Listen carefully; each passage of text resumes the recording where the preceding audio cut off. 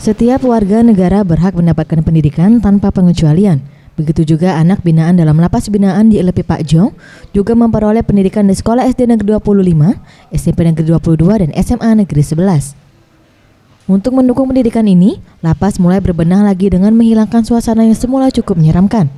Sekarang telah berubah menjadi suasana yang cukup menyenangkan sebab dilengkapi dengan perpustakaan dan poliklinik serta lapangan olahraga.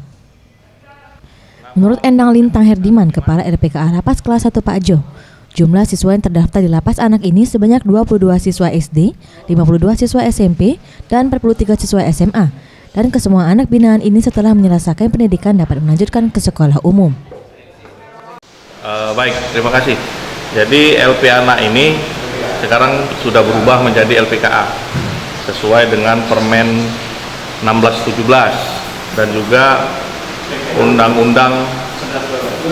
Undang-Undang Sistem Peradilan Pidana 1112. Jadi bahwa anak-anak yang berada di LPKA itu diwajibkan untuk tetap bisa mengecam pendidikan, terutama pendidikan formal, yaitu sekolah. Oleh karena itu kita sudah membentuk sekolah filial, jadi dari SD, tingkat SD, SMP, dan SMA. Untuk SD kita kerjasama dengan induknya itu SD 25, untuk SMP itu SMP 22, untuk SMA 11. Untuk pengembangan diri, di lapas anak Pak Jo ini juga mengajarkan jiwa kewirausahaan dengan membuka usaha percetakan sehingga dapat digunakan untuk anak binaan untuk memulai usaha usai bebas. Faradu Satria, September Rizky, Sriwijaya TV.